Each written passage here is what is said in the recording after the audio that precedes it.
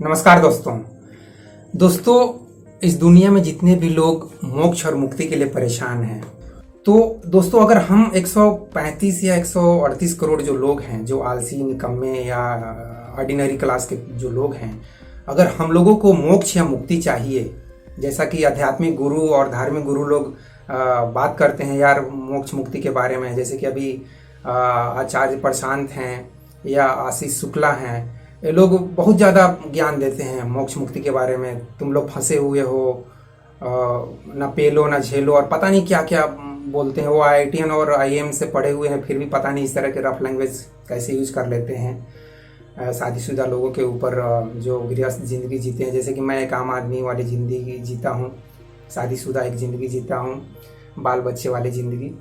तो ऐसे ही लोगों के ऊपर वो कमेंट कर देते हैं आचार्य प्रशांत कि ना पेलो ना झेलो। मुझे बुरा लग जाता है यार, ये कौन सा तरीका है बात करने का, आम आदमी का अजीब तरीके से मजाक उड़ा रहे हो।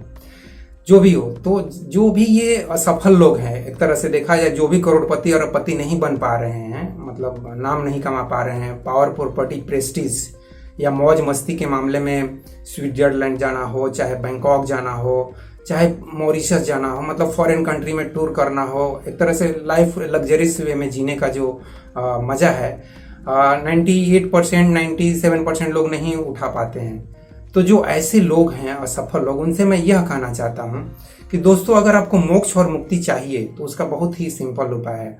वो उपाय ये है कि आप अपना जो भी आपके अंदर काबिलियत है, जो भी आपका टैलेंट है, जो भी आपकी हुनर है, उसको आप बाहर निकालने का कोशिश कीजिए। जैसे कि मैं कोशिश कर रहा हूँ, मैं 20 साल से लगा हुआ हूँ, किताबें पहले लिख रहा था, अब वीडियो बना रहा हूँ, तो 20 साल से काम कर रहा हूँ। Yes we can change India, लोगों में जागरूकता फैलाकर गरीबी, बेरोजगारी, अशिक्षा जो समस्याएं हैं उनको दूर करना चाहता हूँ, सिर्फ जागरूकता बढ़ाकर।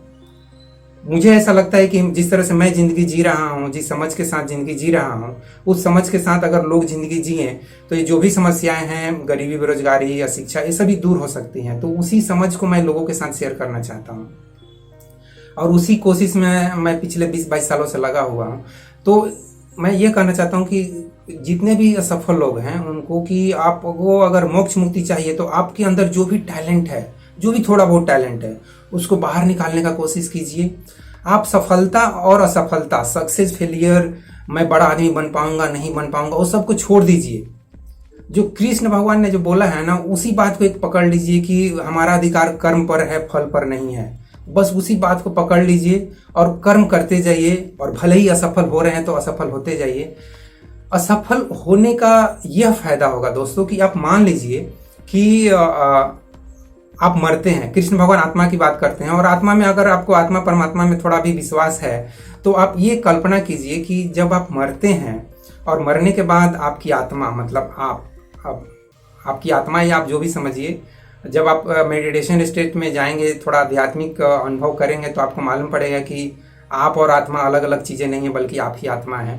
तो आप जब भगवान के पास जाएंगे, परमात्मा के पास जाएंगे, तो परमात्मा क्या कहेंगे? आप सब कुछ करके भगवान के पास गए, मतलब खाने पीने का जो भी है, मौज मस्ती जो भी करना है वो भी कर लिए, और आपके अंदर जो टैलेंट है, जो काबिलियत है, जो हुनर है, जो आर्ट है, क्रिएटिविटी है, गाना गाने का हो, डांस करने का हो या राइटिंग करने का हो, कुछ भी, वो सब कुछ कर लिए, पेंटिंग करना, सब कुछ कर लिए। और करने के बाद आप महान नहीं बने, आप असफल होके जा रहे हैं। मतलब आपको कोई कुछ खास वैल्यू नहीं दिया, कोई रिकॉग्निशन नहीं दिया, कोई अवार्ड नहीं दिया, कोई मेडल नहीं दिया। आप उस स्थिति में आप मतलब अपने को असफल मान के भगवान के पास जाते हैं, परमात्मा के पास जाते हैं, गॉड के पास जाते हैं। वैसे गॉड, जिस गॉड को आइंस्टीन महोदय भी समझने के मामले में बोलते हैं, यार मुझे समझ में नहीं आता है गॉड का जो थिंकिंग है, जो अंडरस्टैंडिंग है, वो क्या, गॉड का क्या प्लानिंग है, गॉड का एलोगरिथम किस टाइप से काम करता है, गॉड का प्रोग्रामिंग किस तरह से काम कर रहा है, गॉड भी मतलब क्या, किस टाइप से ये ब्रह्मांड चल रहा है, दुनिया किस टाइप से चल रही है, ह्यूमैनिटी पूरा कैसे काम कर रही है। आइंस्टीन के भी समझ की बाहर की बात है। फिर भी उनको, जब वो बुढ़े हो जाते हैं तब उनके अंदर भी लगता है कि कुछ तो प्लानिंग है, कुछ तो है। वो CID में जो CID क्या प्रदुमन है ना, वो बोलते हैं ना, कुछ तो है, समथिंग इज देयर। तो उसी टाइप से आइंस्टीन भी को लगता है कि कुछ तो है जिसको हम समझ नहीं पा रहा हूँ। I want to understand the mind of God, but success नहीं हो रहा हूँ। तो सोचिए कि आइंस्टीन जैसा इंटेलिजेंट आदमी जो दुनिया के टॉप मतलब टॉप में काउंट होते हैं, टॉप 3 में, अगर Einstein, Newton, Leonardo da Vinci, Stephen Hawking, इस तरह के जो हाईली इंटेलिजेंट लोग हैं, वो भी गॉड के मामले में थोड़ा सा बोलते हैं कि मैं तो यार 1% भी पता नहीं समझ पाता हूँ कि नहीं गॉड के माइंड को। तो वैसे गॉड के पास जब हम लोग जाएंगे, हम जैसे असफल आदमी, मतलब इंडिया के 135 करोड़ लोग या वर्ल्ड के लगभग समझ लीजिए कि 750 करोड़ लोग, ये सब असफल लोग जब गॉड के पास जाएंगे अपना बेस्ट करके, मैं अपने बेटे को भी हमेशा यही बोलता हूँ कि do your best and leave the rest. Leave the rest किसके ऊपर? गॉड के ऊपर छोड़ दे यार, और किसके ऊपर छोड़ोगे? अपने बेटे के ऊपर थोड़ी ही छोड़ोगे कि बेटा तुम मेरा इतना किया, 50% किया, तू 50% कर दे। नहीं नहीं, वो किसी के ऊपर नहीं छोड़ने का, सिर्फ गॉड के ऊपर छोड़ देने का। हाथ जोड़ के अंत में बोल देना है कि भगवान मेरे से इतना ही हुआ। जैसे कि मुझे एक स्टेटमेंट याद आता है लियोनार्डो डा विंसी का, वो इंग्लिश में स्टेटमेंट है जिसका मतलब कुछ ऐसा है कि वो बोलते हैं कि भगवान मुझे माफ़ करना, मैं बहुत अच्छा कर सकता था। मतलब आज से करीब 400 या 350 साल पहले, मतलब वो दुनिया को भी हाईएस्ट इंटेलिजेंट लेवल के आदमी हैं, वो बोलते हैं कि भगवान मैं जो ड्राइंग है, मतलब उतने साल पहले वो एरोप्लेन या हेलीकॉप्टर के डिज़ाइन बना दिए, पूरा शरीर का अंदर का जो हमारा हार्ट, लीवर, किडनी सब के स्ट्रक्चर वो बना दिए, और इतना मतलब वो इंटेलिजेंट आदमी थे। उनकी पेंटिंग है मोनालिसा, काफ़ी फेमस है, आप भी नाम सुने होंगे। वो इंटेलिजेंट आदमी गॉड से माफ़ी मांगते हैं और बोलते हैं कि भगवान मुझे माफ़ करना, मैं बहुत अच्छा और कर सकता था, मैं बहुत अच्छा और ड्राइंग कर सकता था, बहुत अच्छी अच्छी चीज़ें मैं कर सकता था, लेकिन मैंने उतना अच्छा कर नहीं पाया, तो मुझे माफ़ करना भगवान। सोचिए कि उतना इंटेलिजेंट आदमी माफ़ी मांग रहे हैं भगवान से। तो ये जो 98%, 97% ऑर्डिनरी आदमी, मेरे क्लास के आदमी, इन लोगों का क्या है यार? आप लोग आराम से, आपको भगवान माफ़ कर देंगे यार, वो तो आप ऑर्डिनरी हो ही। तो आप अगर भगवान के पास, मरने के पास जाते हो, मरने के बाद जब आप परमात्मा के पास जाएंगे, तो परमात्मा को बोल दीजिए आप क्लियरली कि प्रभु मेरे से जो कुछ भी हो सका, मेरे अंदर जितना भी मुझे लगा कि मेरे अंदर टैलेंट है, क्रिएटिविटी है, वो मैंने सब कुछ किया, लेकिन इससे ज़्यादा मैं कुछ कर नहीं पाया, और मुझे लगता भी नहीं कि मुझे अगर दोबारा भी पैदा करेंगे तो मैं कर पाऊंगा। तो दोस्तों, जब इस तरह से आप भगवान से, परमात्मा से या गॉड से इस तरह से अगर आप बोलते हैं कि मुझे जितना भी हो सका, मेरे अंदर जितना भी आपने टैलेंट दिया था, आर्ट दिया था, क्रिएटिविटी दिया था, वो सब कुछ मैंने करने का कोशिश किया, लेकिन इससे ज़्यादा मैं कुछ कर नहीं पाया। अब आप अगर मुझे दोबारा भेजना चाहते हैं तो भेजिए, मुझे कोई तकलीफ नहीं है, लेकिन मैं फिर जाऊंगा और वहाँ खाऊंगा, पीऊंगा, ऐश मौज करूंगा, आमिर खान की तरह वही गाना गाऊंगा, आती क्या खंडाला। तो इस तरह से भगवान से जब आप फ्रैंकली बात करेंगे, ओपनली बात करेंगे, फ्रेंडली बात करेंगे, तो भगवान भी बोलेंगे यार इसको क्यों दोबारा पैदा करना है, बोलिए रहा है कि हम सब कुछ कर दिए। अब भगवान तो किसको भेजेंगे इस धरती पर? उसको भेजेंगे ना, कि जो इंटेलिजेंट आदमी को भेजेंगे।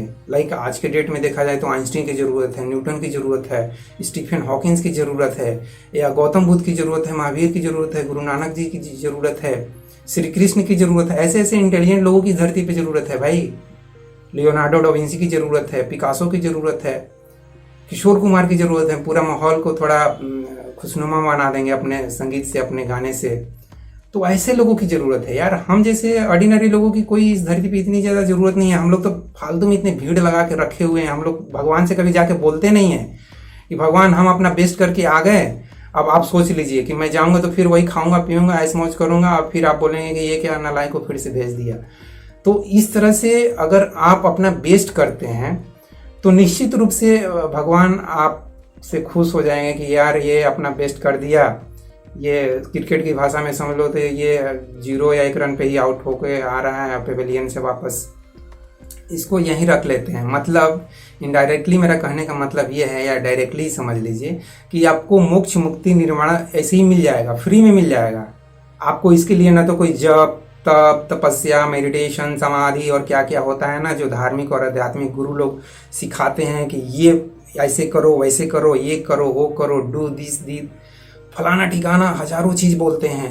हजारों साल पहले लोग ऐसे करते थे, गौतम बुद्ध जंगल गए, महावीर ऐसे किए, वो ऐसे तब किए। आम आदमी को कहाँ ये सब करने का फुर्सत है? वो अपना ड्यूटी करने में परेशान हो जाता है।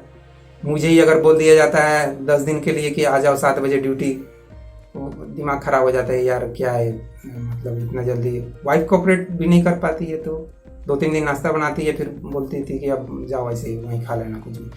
तो कहने का मतलब ये है दोस्तों कि अगर हम आम आदमी अपना बेस्ट करके जाते हैं और भगवान के असफल होके जाते हैं, सफल होके नहीं, सफल होके जाइएगा तब तो भगवान बोलेंगे यार तूने बहुत अच्छा काम किया, वंस मोर जाओ, फिर से एक बार फिर से भाषण दे के आओ, मोटिवेशनल स्पीकर थोड़ा जाओ और पैसे वैसे भी कमाओगे और नाम इज्जत शोहरत भी सब कुछ मिलेगा, और क्या, फिर जाके थोड़ा भाषण वाषण दे के आओ और लोगों को थोड़ा मोटिवेट करो, थोड़ा काम धाम करेंगे वो लोग, थोड़ा विकास करेंगे, थोड़ा इंडिया को चेंज करेंगे, वर्ल्ड को चेंज करेंगे, ऐसे जाके। तो आप अगर सफल होके जाएंगे तब तो वंस मोर गॉड बोल देंगे फिर से जाओ करके आओ, लेकिन आप अगर असफल होके जाते हैं तब तो गॉड निश्चित रूप से बोलेंगे नहीं नहीं तुम रहने दे, तुम्हारे बस की बात नहीं है, तो यहीं बैठ जा। और एक तरह से समझिए तो आपको मोक्ष, मुक्ति, निर्माण, इनलाइटमेंट मिल गया, फ्री में मिल गया। और इससे अच्छी बात क्या हो सकती है कि आपको कुछ ज़्यादा मेहनत नहीं करना पड़ा, जो आप बेस्ट कर सकते थे वो किए, और फिर जाके प्रभु के सामने, भगवान के सामने हाथ जोड़ खड़े हो गए कि प्रभु मेरे से बस इतना ही संभव है, और इस तरह से आपको मोक्ष, मुक्ति फ्री में मिल जाएगा। तो दोस्तों इस वीडियो में बस इतना ही। थैंक यू वेरी मच इस वीडियो को देखने के लिए। जय हिंद, जय भारत और जय विश्व, जय भगवान।